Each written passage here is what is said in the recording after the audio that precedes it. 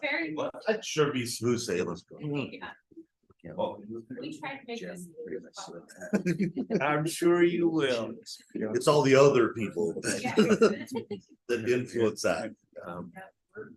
But I don't know if we're supposed to see. Thanks for calling yesterday on my stuff. I swear I did that, but then when I did it on these, that's right. That worked. I think That wasn't. they called it, the projector is not on yet though.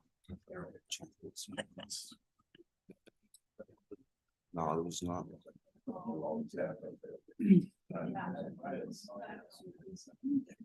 Right then, we can start without the. I got this way. Without the projector now, what's on, so yeah. Reed, doing all right? Happy New Year.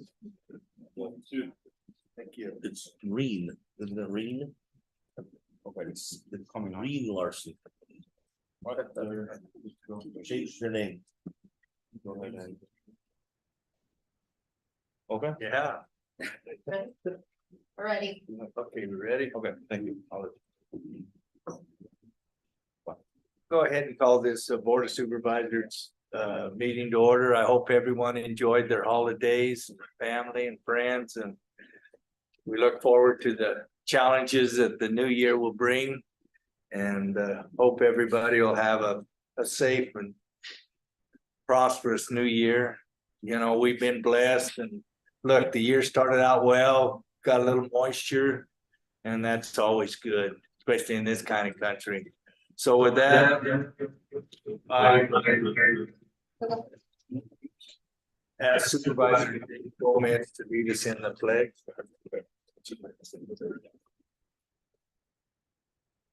Please join me.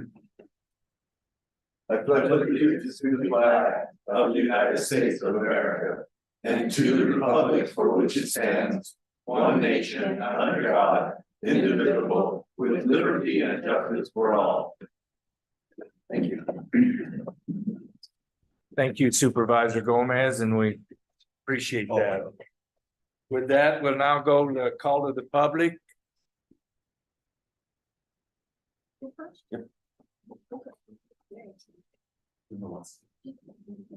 Good morning. Did I win or lose the draw? No. Good morning.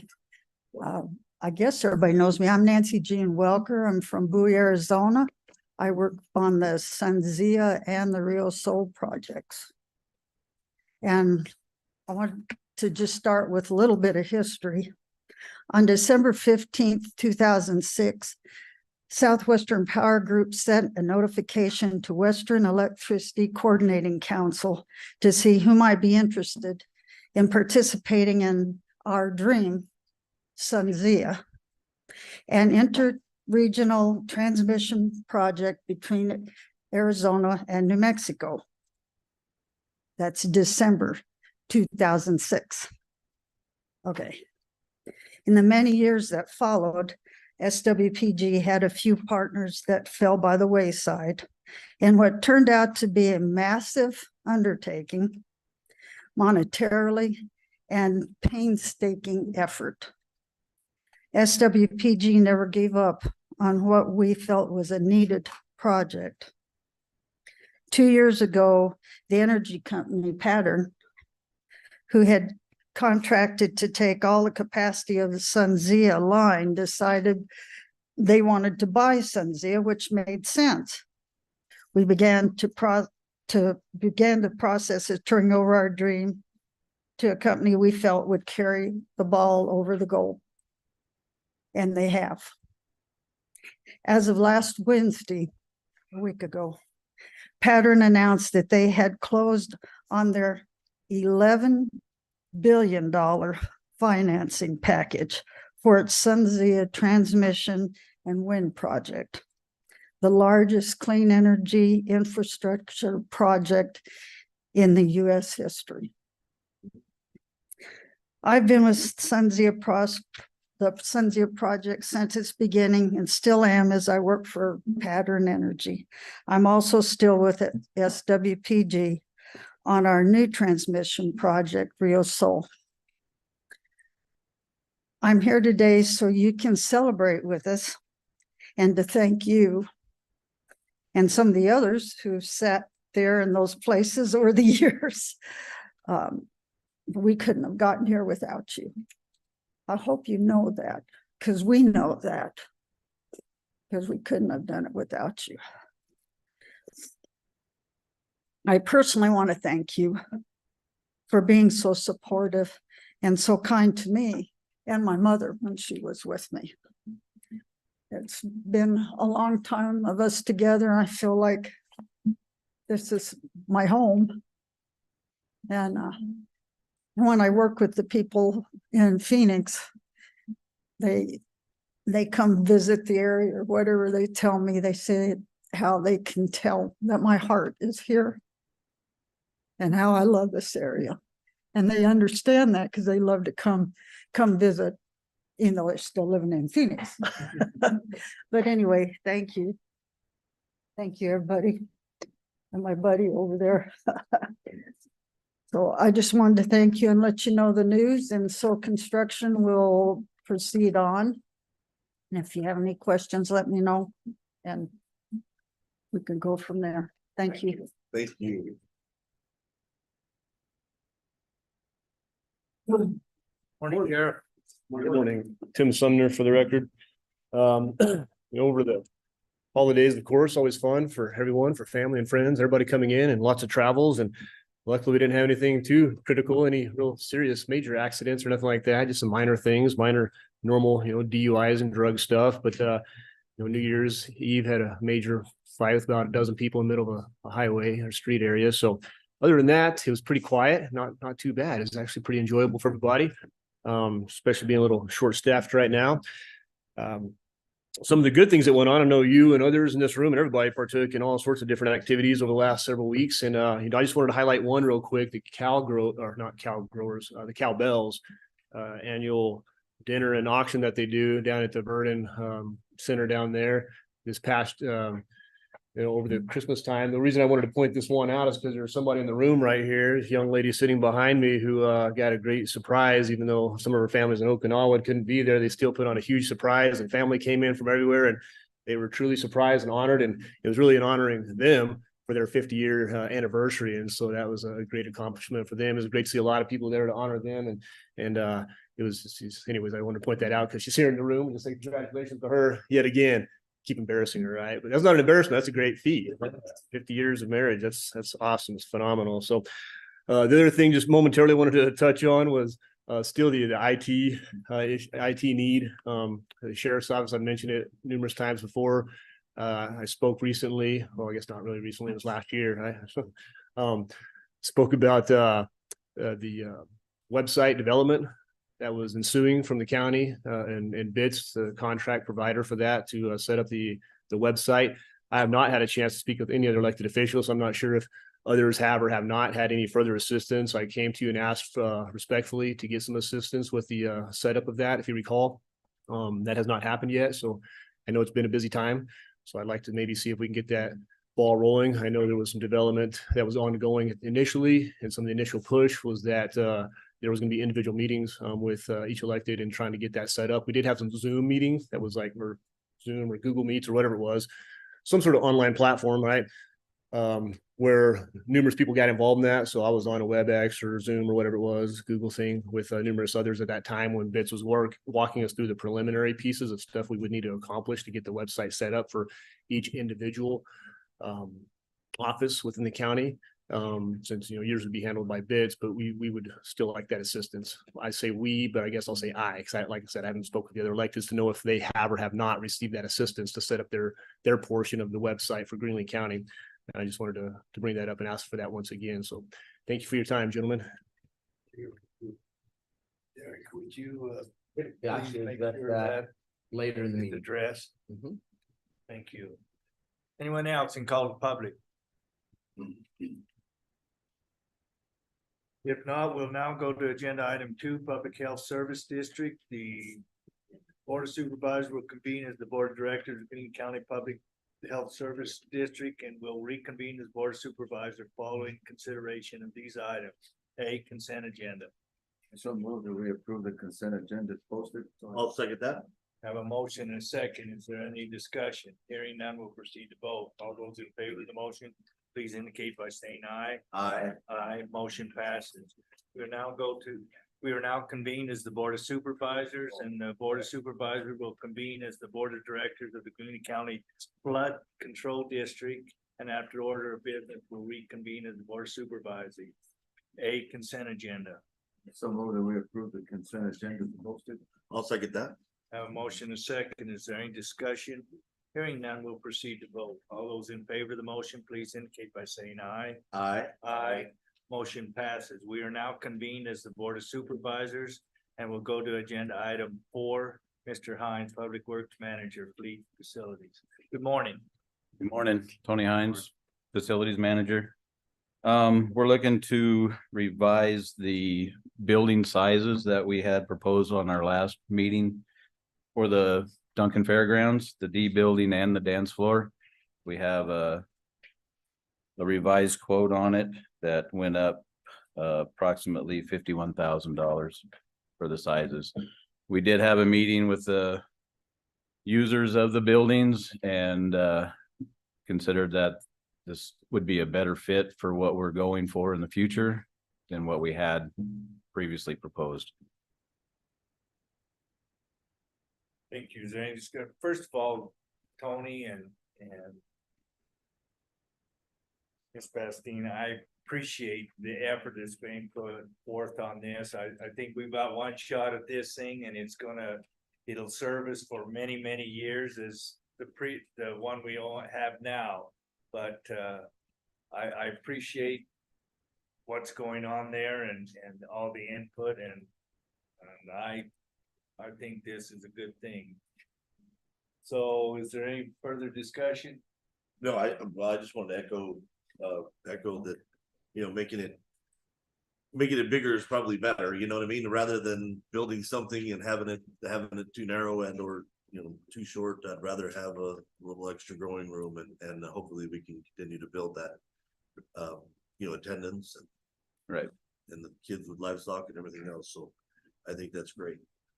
Now this is budgeted funds. You said that the increase from the last proposal or the last presentation was roughly a difference, 51,000.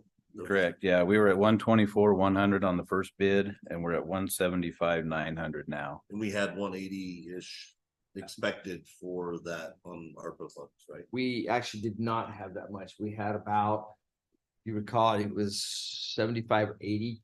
We've discussed expanding that. Right. We have the capacity in our ARPA funds from both the overage that we built into the ARPA budgeting, as well as some savings we realized on at least the I building. We have a little bit there, not a lot, but some, but we do have the capacity within ARPA to fund this. Sound good?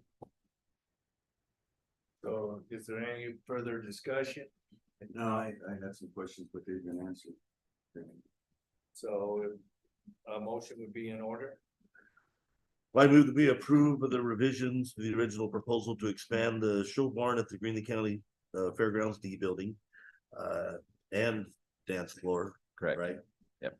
In an amount not to exceed 180,000 using ARPA funds. I second that motion. Have a motion and a second. Is there further discussion? Hearing none, we'll proceed to vote. All those in favor of the motion, please indicate by saying aye. Aye. Aye. Motion passes, and thank you so much, Thank you. Lindsay and Tony. With that, we'll go to agenda items 5. Mr. Larson, County Engineer. Good morning, Mr. Larson. Good morning, gentlemen. Happy New Year. This agenda item is this is our first task order for our new airport on-call consultant, Dibble. And this is with respect to the airport drainage project, which has been in the works for quite a long time. Actually, Mr. Ronerud initiated it prior to my arrival here at the county.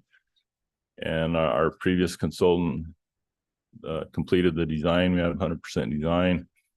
We had a little bit of downtime while we transitioned to our new airport consultant. But this task order with them will enable them to provide some construction oversight, some materials testing, and possibly some construction staking if the county engineer is too busy to do that himself.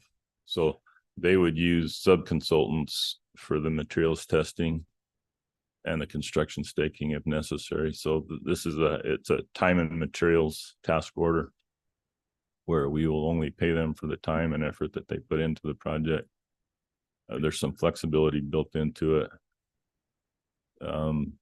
depending on the availability of our internal resources. But when we turn in our documentation to the state, to ADOT for reimbursement, it's important to them to see that there was some independent oversight on the project, just to make sure that the quality was there. And we do intend to perform this phase of the work, which is, I've got an exhibit here, and I know you won't be able to see it really well, but I'll show it to you anyway. That yellow highlighted area there is a big detention basin. And that's what we're going to do first. And we plan to do that with our public works forces. They're pretty good at moving dirt. And then there's future phases of the project that we also hope to use public works with, depending on their capacity and availability. So happy to answer any questions if you have them. So I just have a quick question based on what you just said, with what you just ended with. So the in-house from the crew, our crew, is that included in this 81,868? No, we'll get credit for that Oh, work, and that can apply toward our match, and we can even request reimbursement for that work if we so desire. But we would need to monitor our project budget and see whether it's appropriate to request reimbursement or not. We spend an awful lot of money on engineers. We spend an exorbitant amount of money on the design of this project relative to the construction. And that's just the way airport work seems to roll. So given what we want to accomplish against our project budget, we almost have to use our internal resources to do the work. Some of that work Mr. Manus isn't comfortable doing, and a good example is cast in place structural concrete. We'll probably farm that out, but what he's able to do, we hope to have him do.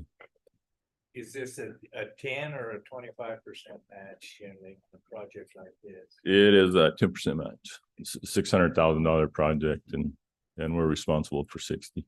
And again, we can meet that 60 in kind. Okay, well, we need a good airport. That everybody flies. We want more to fly. Anyway, if there's no further questions, a motion would be in order. Well, I so move that we approve the task order number 1 with Dibble for construction administration for the grant funded airport drainage project in the amount not to exceed $81,868 as presented. I'll second that. Have a motion and a second. Is there further discussion? Hearing none, we'll proceed to vote. All those in favor of the motion, please indicate by saying aye. Aye. Aye. Motion passes. And thank you Thank so you. much. Thank you. Thank you. We'll now go to agenda item 6, Mr. Rapier, County Administrator. Thank you. I didn't come up with a really great way to display this information, but I wanted to bring the board up to speed and let you know what progress we've been making against our tier 1 capital projects list. If you recall, during the budget season last year, can that square be moved someplace else?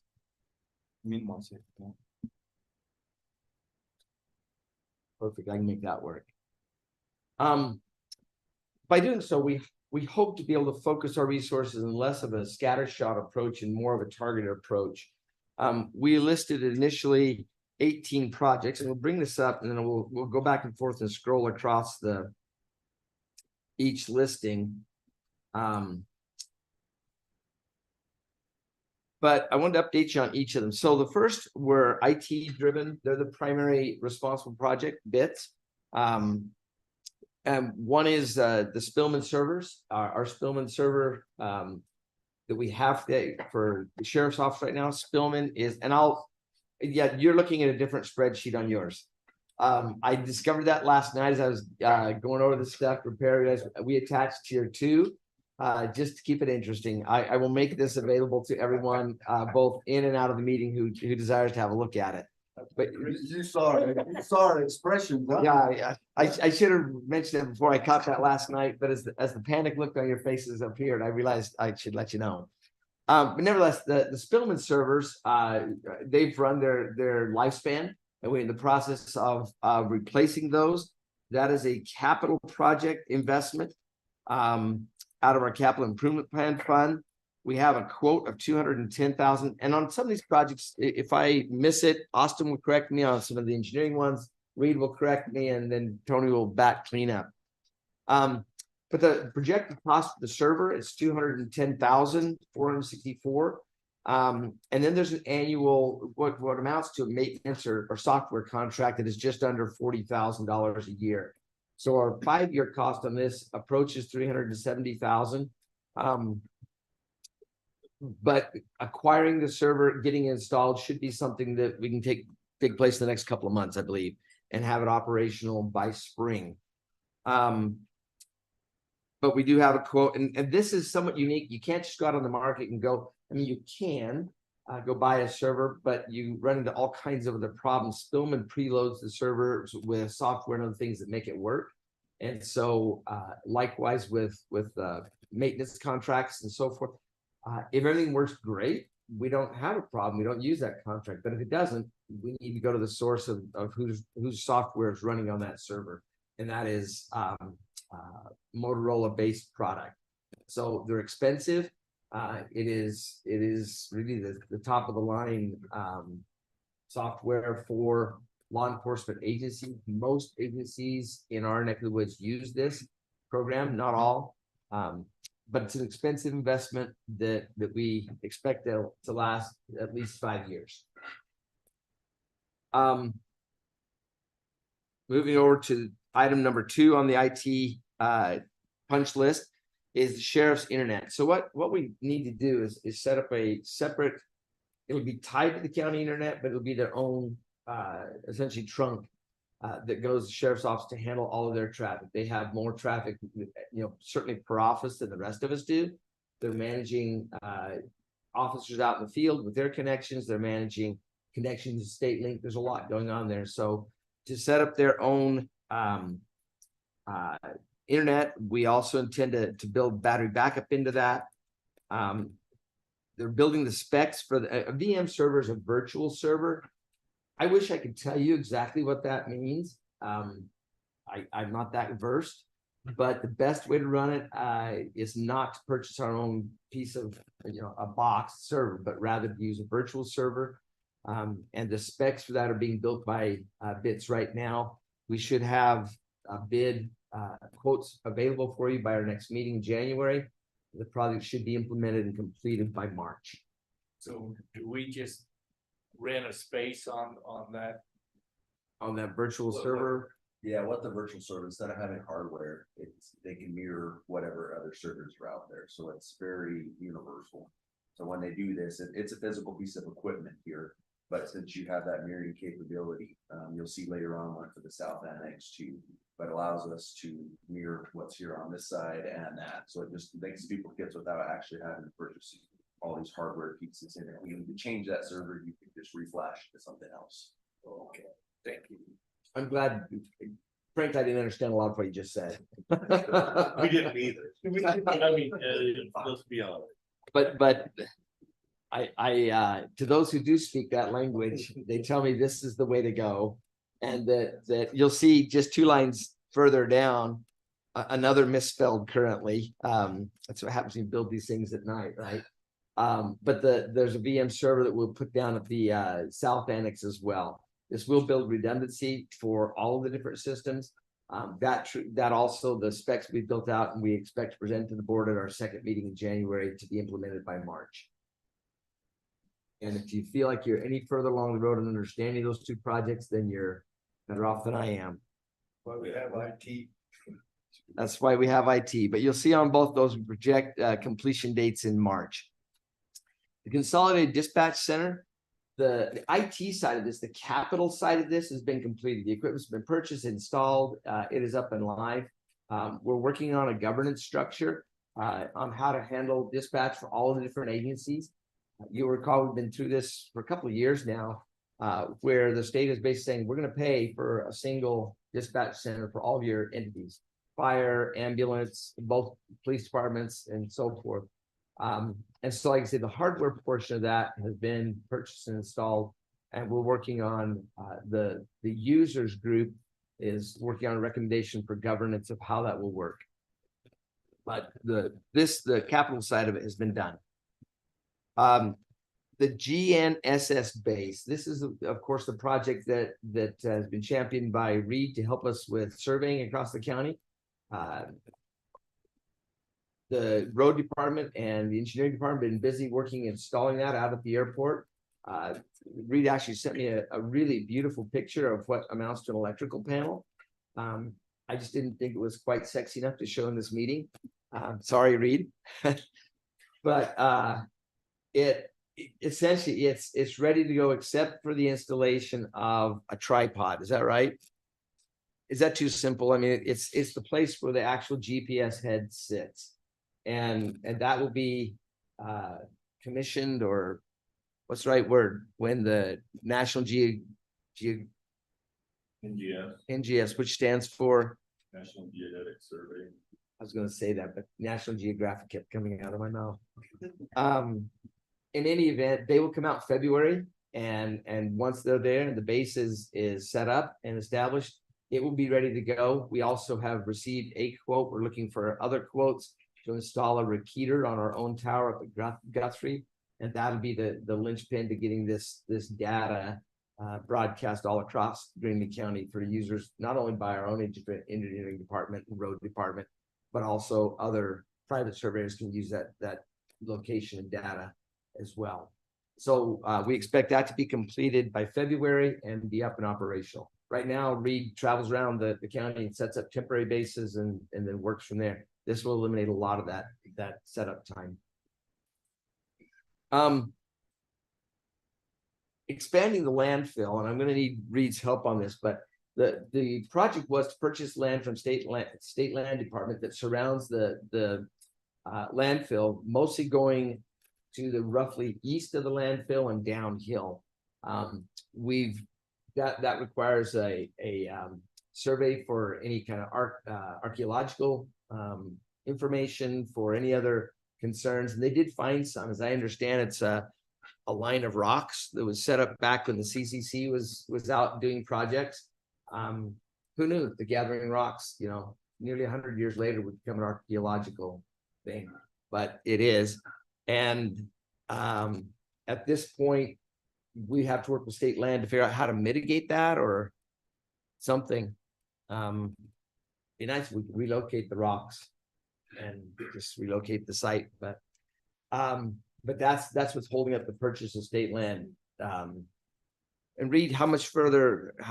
What's your projected idea on when we might be able to consummate the purchase? Any idea? My last communication with Frank was we got the appraisal, and I told him we weren't in a hurry, but we were ready for the next step. And he just said, "I'll let you know when we're ready for the next step." That was at the end of October, and I just think we'll be contacted shortly.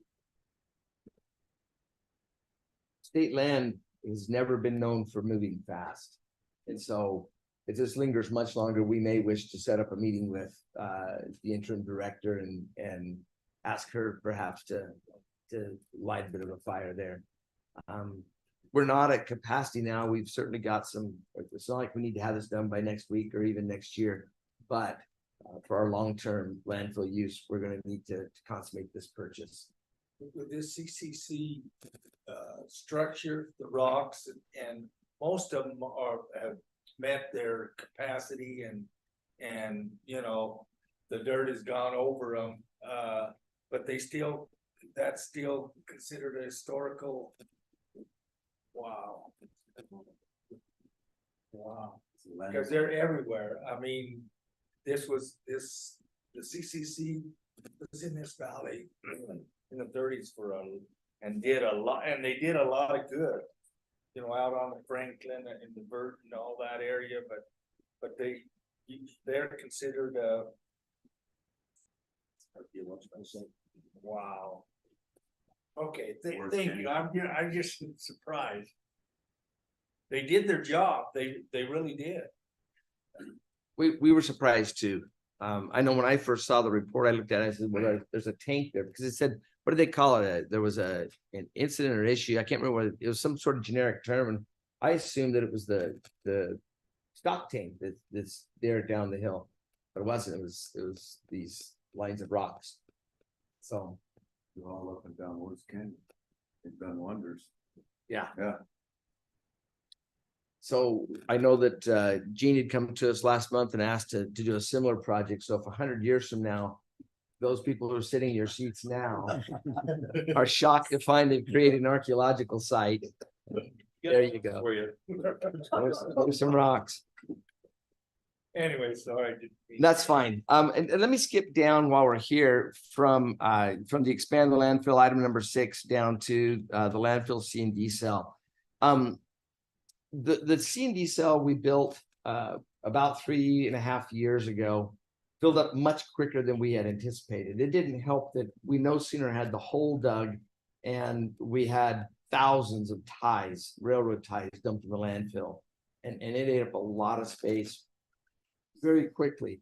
But we also noticed that the rate at which we're getting construction demolition waste has increased as well. And so that very expensive hole that we dug not very long ago, I believe we're already at ground level, are we not?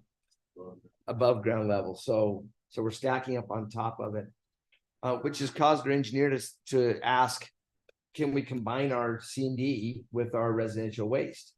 And it's been done. Graham County does that now. They combine it all into a single, I guess, City of Safford's landfill. They combine all their waste into a single cell. We've contacted a engineer with ample landfill experience to get his consulting ideas on whether that makes sense or not. It's very, very hard ground out there, as we all know. So hard, in fact, that we got away with not lining the last C&D cell because the ground doesn't absorb very well. We probably won't be that lucky going forward. We keep digging C&D cells, the regulation is going to become more and more. But we're looking at whether or not it makes both economical and landfill management sense to combine our residential and C&D, do some more compaction and so forth. And so we're essentially awaiting that before we can get an idea of how we proceed on digging new C&D. They're also considering in many places when you dig a big hole like that, rather than dig one here and then when it's done, dig another one on adjacent. Many landfills build a hole and then keep digging that hole further and further. So there's different ways to construct a C&D that we've not done in the past. That's where we're at on our landfill. Taxiway rehabilitation. This is most of this is working with other people's money. I'm going to talk about that as well as the replacing the runway lights with LED lighting at the same time. The taxiway is actually, and we're right here on these two. The taxiway is a 2-phase project. There's the design of it. And Reed and I have talked about this ever since he came on board, how expensive it is to do the design and the engineering on these things. They often eat up well over 60% of the budget on designing these things. But the design we expect to be completed by the end of the fiscal year, which is our first goal. And then construction, I don't like, will that begin or do we think it will be done by the end of the calendar year, a year from now, basically? We'll be done. It will go quick. The construction. So the time and a lot of the money will go into the design, the engineering of it. And then we'll get it done. The next one is the airport lighting. This is, we'll have our airport consultant Dibble do the design of the project. And then once the design, this is, sure I got this one correct. Yes, okay. Once the design is done, then we will apply for additional grants to do the actual work. But this is obviously LED. We don't have very many non-LED lights in our county complexes anymore because it's simply so energy efficient and they last for so long.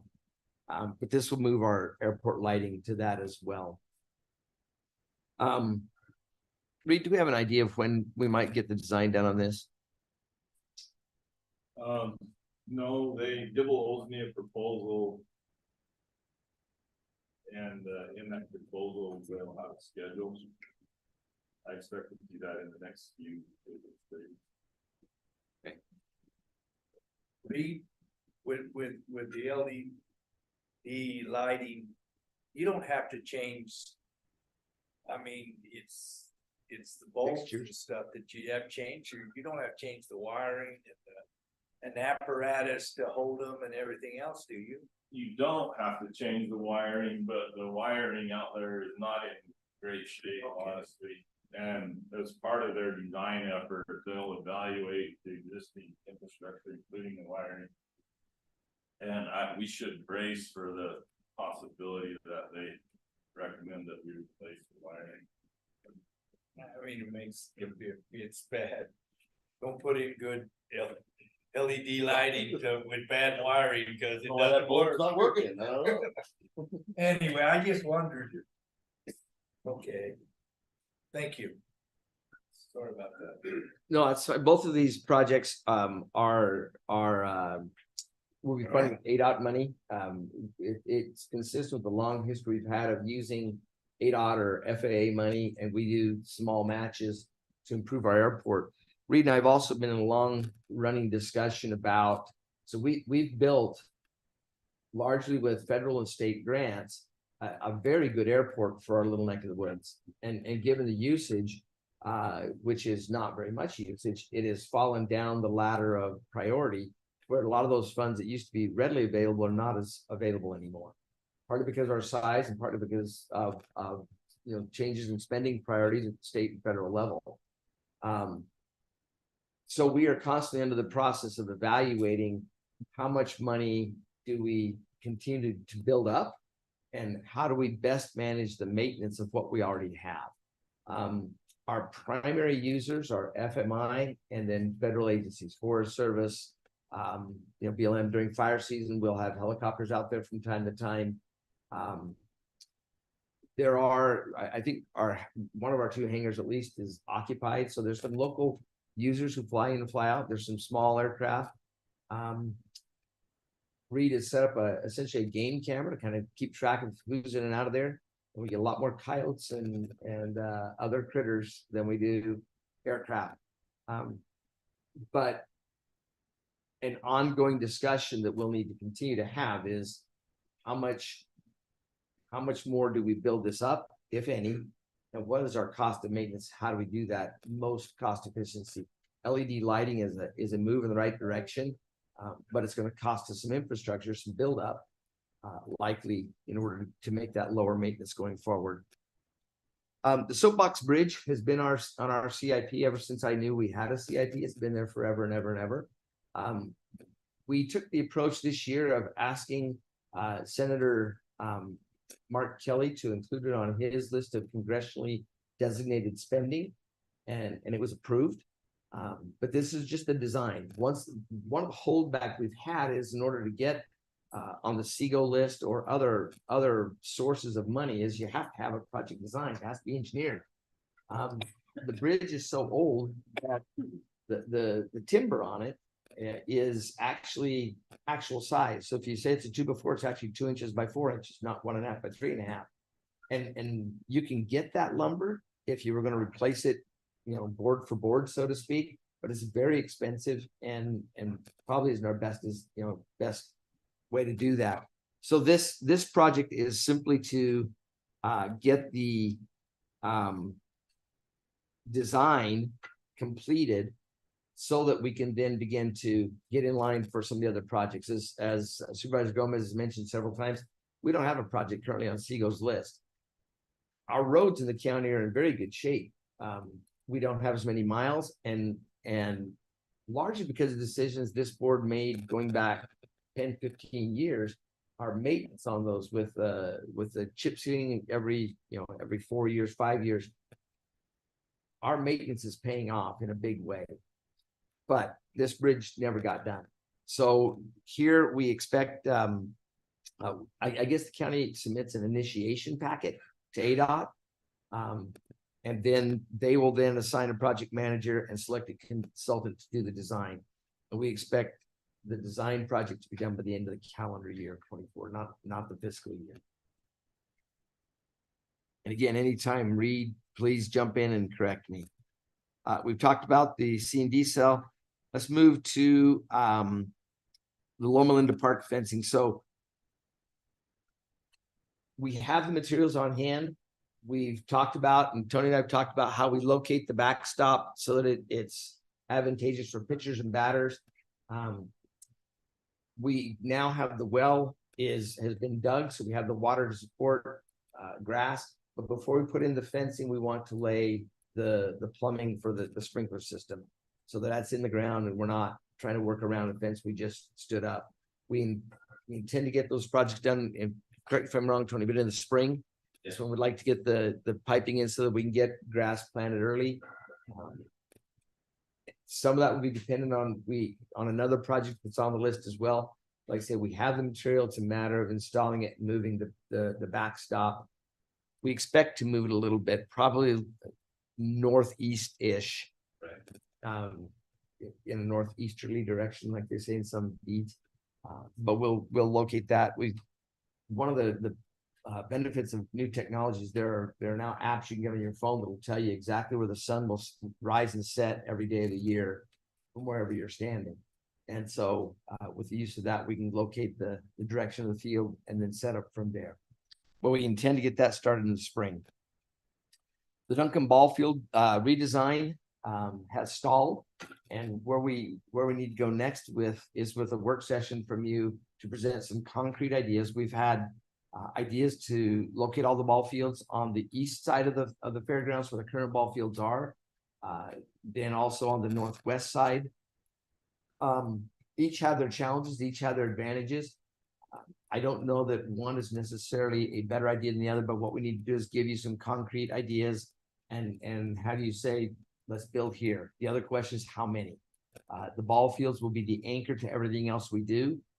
That'll be the Dillards in the mall, so to speak, the anchor activity. Other things can be built onto that as we go, but splash pads, those kind of things that make the project more appealing to United Way and other donors will also be included in design. But we need to locate and decide how many. In a user group meeting, it's been about a month and a half ago, it was pointed out that maybe we don't need 4 fields. We were thinking 4 fields back when we were going to be partnering with Duncan Schools. They've made the decision to build their own softball field, and they've got equipment out working on their location.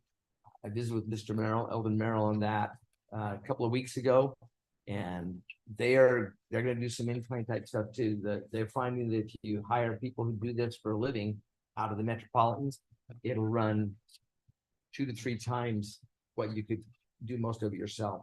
And so but they are started on theirs, but that was a pot of money that's now out of the project. So not building 4 fields may make more sense. So the question now is 2 or 3 fields, and then location. So we will work, have Reed give us some mock-ups and then get your direction. And if as a board you say build them here and build 2, or build them there and build 3, then we can build around it and go from there. I'm gonna come down here to the Duncan Park sun covering. That likewise, we've put on hold on purpose to be included in the Fair Park redesign. If we leave the park play area where it's at, then we'll move forward on getting a covering on that. If we decide to move that to a different location, then we're not gonna spend the time and money to put a cover on that, just to take it down and then move it again. So they're tied into the overall fair project. The Loma Linda well at the park, as you know, is completed. And then the board in last month approved the purchase of additional tanks for storage. The tanks, the booster pumps, the accessories that go with it have been ordered. I believe we're gonna go pick them up ourselves, the tanks. Oh, they'll be delivered here. Yeah.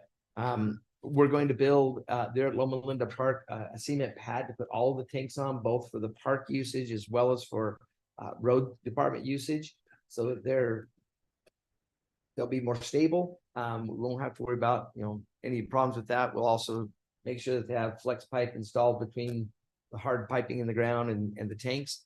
But those have been ordered. And do you have any idea when the tanks will arrive? It was about 4 to 6 weeks out. So sometime end of this month, middle of next. February. Okay. We expect to be pouring the cement pads, I believe, by the end of this month, provided we get concrete. That's always a challenge. Right. So, but the well is of course, and the 2 tanks that are there by the well. If you've been out there, I know Supervisor Gomez goes by it every day. We expect to relocate those tanks over against the fence which runs along Skyline. It'll be less of an eyesore, and also out of the way. I think over time, and I think when you go with the same color, right, that kind of a beige color for all of them, pretty soon people will not notice they're there. But if they're sitting right out there in the middle, everybody's going to notice they're there forever. So we will relocate those as well away from the well. The North Kitchen, we have it listed as the North Kitchen. I have a question on those tanks. Yes, The proposed tanks for the landfill, were they on this same order and everything? They were? Yes, yes, Okay, the fairgrounds, the landfill, all of them, okay. all together. All right. yes. So And they're. we actually got 2 extra tanks. We were counting on 8. Pat found them cheap enough that we got 10. So we'll have a lot of capacity in all parts of the county on that. So yes, the landfill will also have some additional capacity, and it'll be down where it can be accessible closer to the road. Okay. Good. Thank you. I intended to mention that. But that highlights another point. In some of these projects, we've been able to do more with less than we thought we were going to be able to. So purchase more tanks than we thought will give us the extra capacity.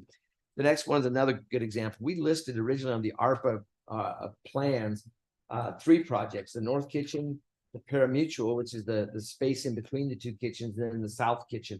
We treated them almost all as a single project. If you've been down, you'll notice that the siding, the skin on the building is all the same. They look consistent. The North Kitchen and the Paramutual building were completed in time for the fair last year. The South Kitchen, are we done on that except the detail work? We still have the floor to do. Okay. They knocked that out very quickly. The flooring it's a poured floors. The 2-stage epoxy, yeah. So that will be completed. There's some awning we want to install outside the 2 kitchens. So when people are ordering their food in a rainstorm, which sometimes happens in September, they can stand underneath the awning.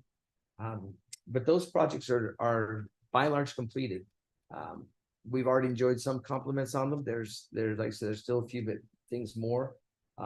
While Manny Zamora was working on that, he also went in and redid the bathrooms there. They look sharp. They really do. You don't generally think go look at a bathroom, but if you ever have a chance, stop and look at the bathrooms. They look nice. And I know here we are touting our restaurants. Well, I was in the women's yesterday. They do look nice. They do. They do Because look nice. women's bathrooms always look better than men's. They care. Taking a rest on the couch. No, they do look nice. That's just funny there. So, but that project is done. And if you haven't been down there and looked at it, please arrange to go down or have Tony or I or somebody meet you down there and tour through They really are impressive, and they were, again, built with the users in mind. We made a couple of modifications. I say we, because I wasn't down there at all. I came in and looked. But for example, one of the things that parimutuel building is used for is serving the 4-H FFA, the junior livestock meal. And some of the little guys who are raising steers that, 1,500 pounds aren't 70 pounds themselves. And so they couldn't reach past the long counter. So in each of the places, they've cut out little places where the server can stand closer to the window. And we will likely also consider some steps that are attached to the wall that will allow the smaller kids to get in there and do their part as well. But it's very nice. Some design things, they put some electric in the middle of the kitchen so that they've got, electric for crock pots or whatever else they do in food preparation, roasters to keep things warm and so forth. The equipment though in that south kitchen isn't in yet though, or the sinks and because I was in there yesterday. Not till after the floor put in. Okay. We have all that stuff, right? They have it in the other room, and I was there yesterday, but okay, can you keep saying completed? And I said, well, wait a second. I was under the impression that they were in, so that was my bad. The bathrooms are completed though, I can. Both of them. Do we need a couch in both of them? We'll move on that. The show barn, we just approved, of course, the redesign and the larger build on those. That'll give us some advantage on both the dance floor as well as the show barn. They were included in a single expansion project. And we simply need to contact the contractor and have him get started on it. The event tent, I understand these were harder to locate than we had originally intended. I mean, you'd think that buying a tent would be fairly easy. Apparently it's not, but we have located tents. Is that right? Yes, working with the manufacturer now. And do we have an idea of what the pricing on that will be? Is about what we expected? Lower. Lower. We had 25,000 on the budget. The tent's coming in just under 14. Okay. What's the life expectancy of that tent? We're working on that. We'll need a little extra money on there to buy the 30-gallon tubs that weight it down. Those aren't included with the tent, so we'll get all those together. But the life expectancy of the tent. Yeah, I haven't got that yet. Okay. But do you know what and Lindsay, maybe, do you know what it was costing us to rent the tents? Yeah, for the larger tent, it was 5,800, give or take. And this year they didn't have a larger tent available, but it was 4,000, and that is with 10 party tables and 200 chairs, give or take, As part of the rental? as part of the rental. So at roughly $15,000, if it lasts 3 years, we break even, pretty much. It's all it does. Thank you. And we also picked up, how many did we end up getting of the Connex boxes from the border? 8? We're at 6 right now. We'll get 8 total. 8 total. They were cheap. We had some designated uses for some of them when we ordered them, but we picked up some extra because they were cheap. Being able to store things like a tent in a Connex where it's out of the weather and doesn't have to be moved around a bunch will help extend that life a great deal. So we will deploy those Connexes strategically where they're needed around the county. But it's kind of hard to pass up, retired border security Connex boxes. The last project on our list that was on our tier 1 list was medical record software. I visited with Matt about this a couple of times. He visited with his director of nursing, and they just don't see that there'll be efficiency gains by purchasing this. So they've actually recommended that we remove this. So we're not going to pursue medical record software. Our operation is pretty small, and so that will be taken off the list. Some projects are not as far along as I hoped they would be at this point. I would hope we had been much further along on the fair project. Others have moved along pretty quickly. Others are at the final detail stage. And so, but I wanted you to know that we're making progress. And down here at the bottom, I've listed some other things that we've been working on as well that weren't on the capital projects list. The drainage project, as Reed mentioned, has been something we've been working on for a very, very long time. It will actually start moving dirt soon. I'm sorry, that should be much bigger.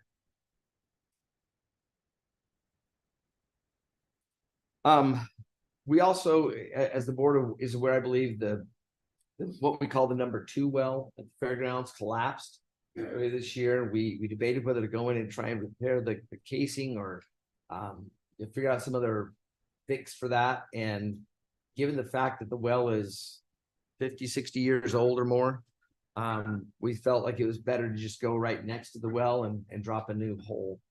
We've got building construction funds that we reserve every year for just these kind of capital projects. And we build to that. And I know we've contacted the well driller. Any word on when he will be able to punch that new well? We sent the application in to ADQ and we're waiting for that to be cleared. Okay.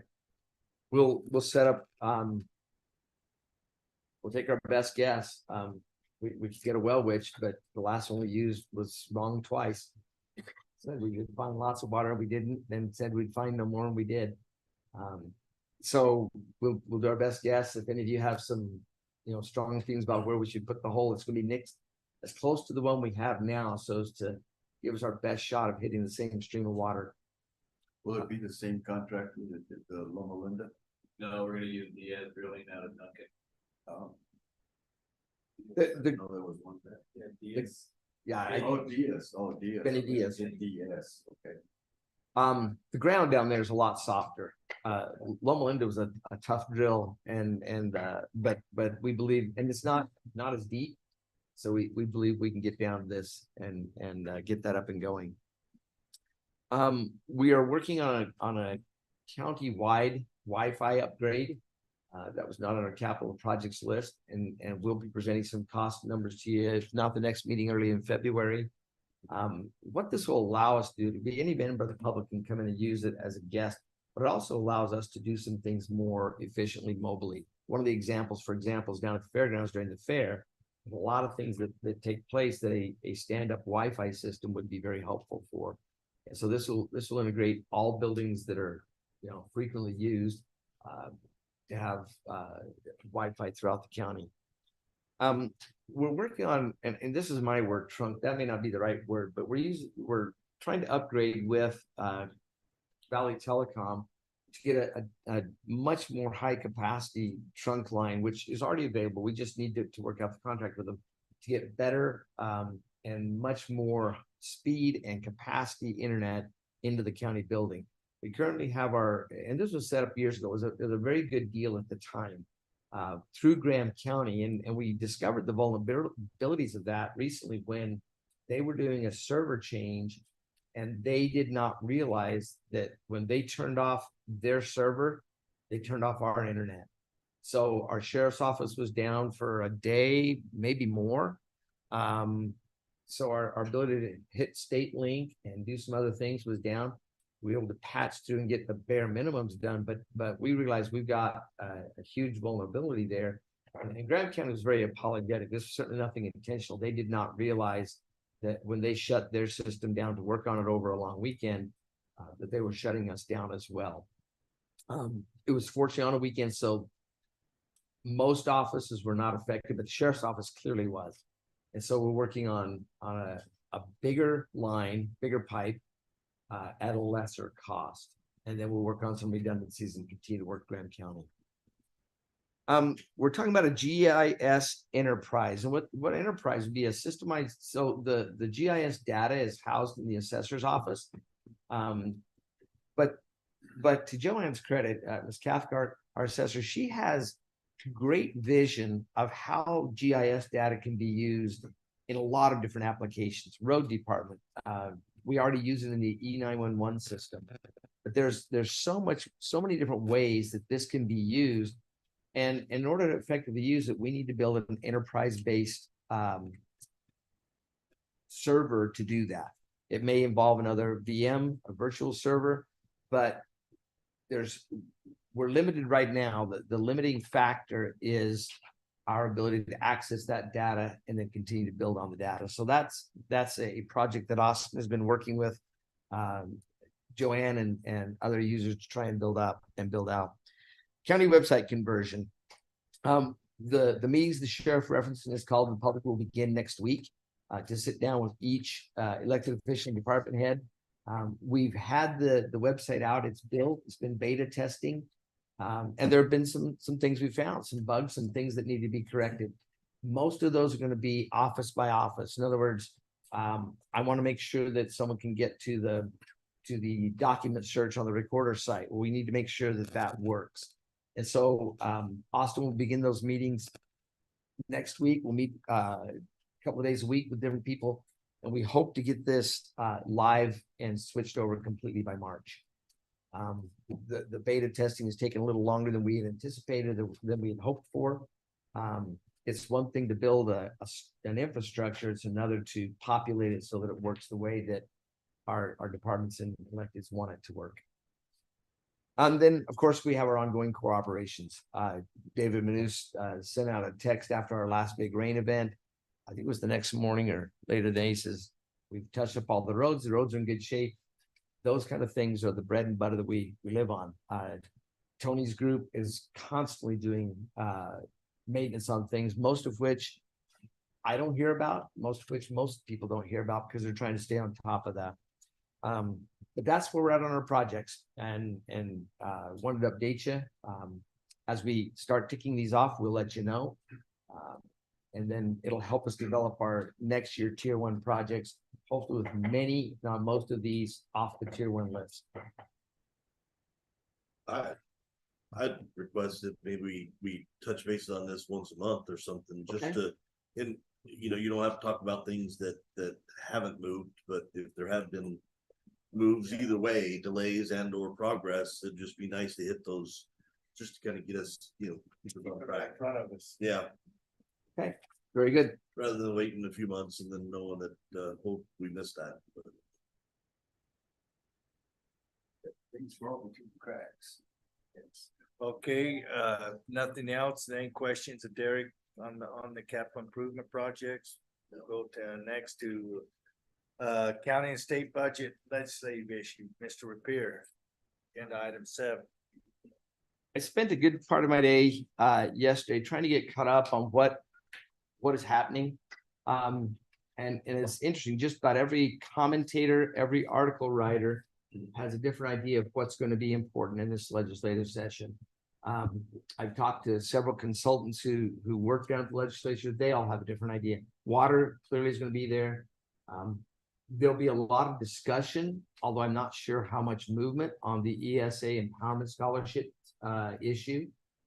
There's a lot of saber rattling going on. I just don't see the dynamics yet to see that much changes there, but there'll be a lot of heat there. I think, as you're probably aware, the Senate president has sued the governor, trying to force her to send up nominees for agency heads. That too will likely generate a lot of sparks, a lot of heat. I don't know that issue will be resolved by the end of the legislative session or not. Speaker of the House, Toma, said late last week, I think it was, that they intend to get their business done quickly. That's always an aspirational statement at this stage. They said that last year. Yeah.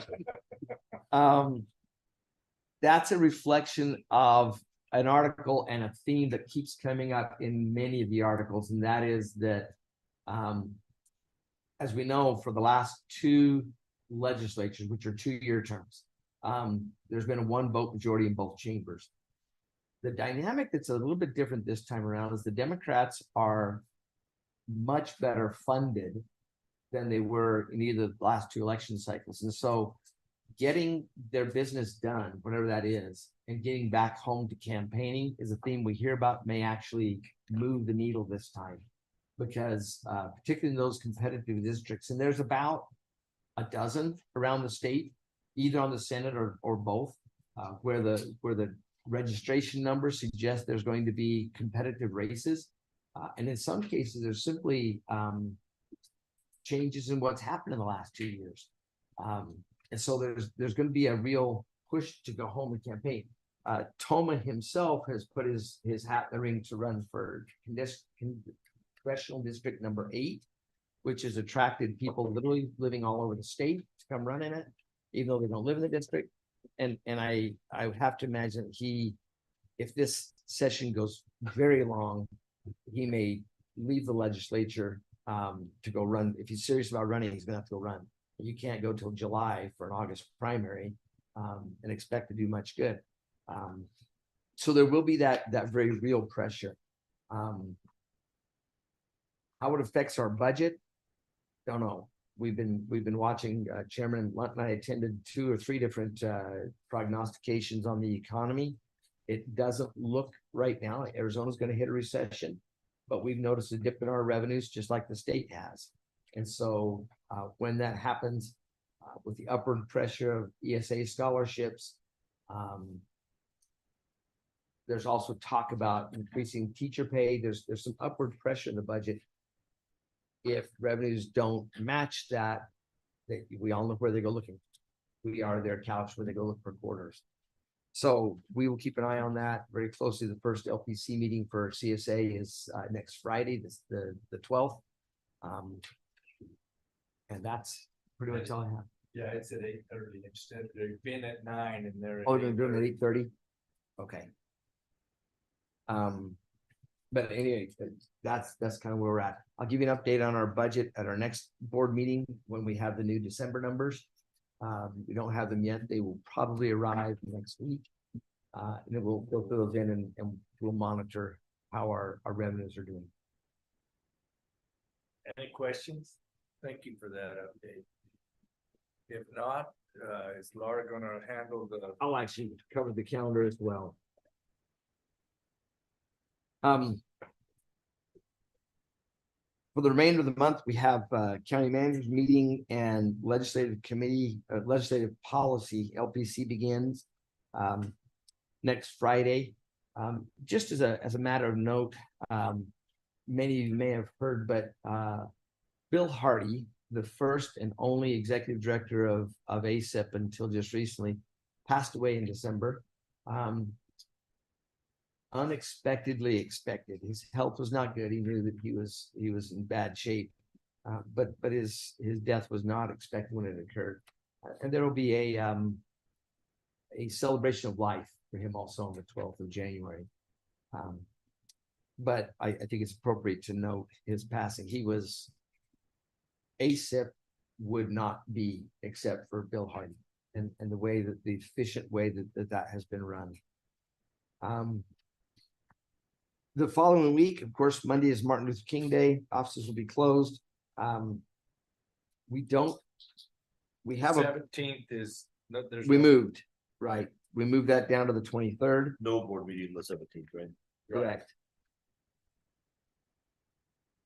And then that evening, we generally have small counties, but we won't this time because that is a legislative reception. That's sponsored by CSA. We will make that change. You know if ECO's meeting that day or not? No, I don't. On small counties, yes, they are. And they have a budget review committee at 2, and then we'll go into their meeting at 3. So, yes. Finance and 3 ECO. Okay, we'll make that change too. And is WIFA meeting that day as well on 17? Yes, and that's in Yuma, so. Whew. Right, that's one of the few ones they have outside, but. I think they've gone to where they're gonna be in Phoenix from now on. They wanted to go out satellite, but it just seems like they work better in Phoenix. Wow, They have all the staff and everything there. And do you know if you'll be back for the ECO meeting at 2? No, I will not be there, and I've already advised, Chairman Whiting and. I'll make sure I'm there. Thank you. Okay. CSA Board of Directors, the regular Board of Directors will meet on the eighteenth and on weeks where we have CSA Board of Directors meetings, they don't hold an independent LPC. Because the board itself acts as the LPC for that week. The following day, an important note that I think people want to know about, there's oral arguments scheduled in the case of Sumner versus the Board of Supervisors. That'll be held in Phoenix in Judge Hannah's courtroom. That's at 1:30 in the afternoon. And then our second board meeting of the month will be on the 23rd at 8 o'clock. So January is always busy, simply because if nothing else, the legislature's up and running at that point. I'm not gonna note each individual LPC that will be held every Friday until they get through the bill hearing deadlines. And then a little bit into once those are passed. But that depends largely on when a budget's proposed and how quickly the session moves along. We'll hold our first board meeting on the 6th of February. There's the NACO Legislative Conference that'll run. I'm not sure where Bianca gets her thing. The Super Bowl entry on the 11th is not something I think we added. That's just part of the calendar. Apparently that's an important thing. Like a national holiday or something. It is. It is.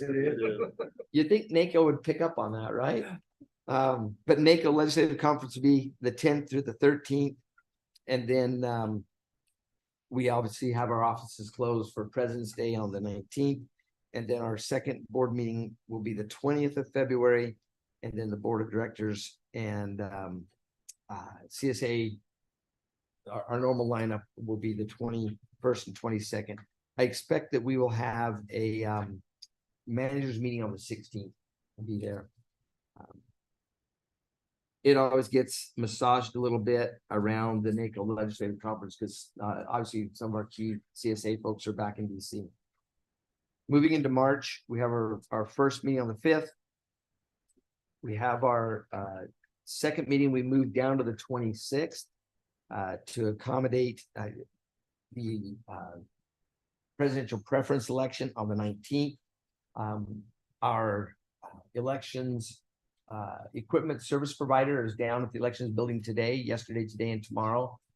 Programming equipment in anticipation of the PPE. Those machines will be independently tested for logic and accuracy prior to the election, and then again after the election to make sure that they work correctly. And then, of course, county managers on the 15th, and then the election on the 19th, and then small counties, ECO, with a CSA combination on the 20th and 21st of March. And be glad to add anything else that we need. We'll make these corrections and get the updated calendar out to you as well.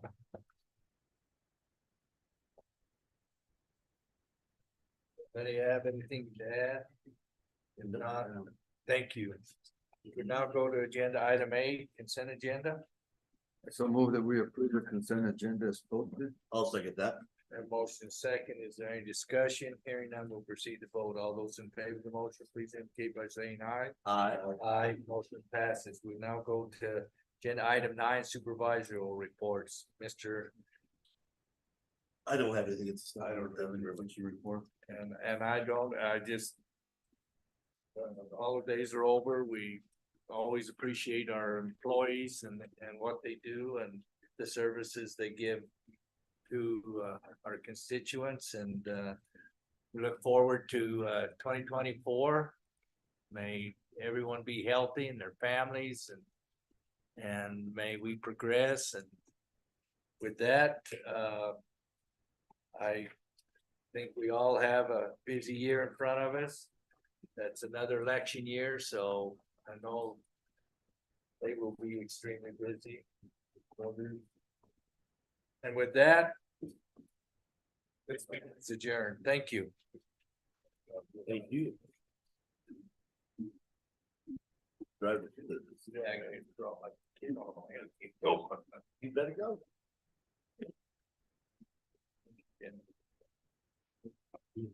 What time is it?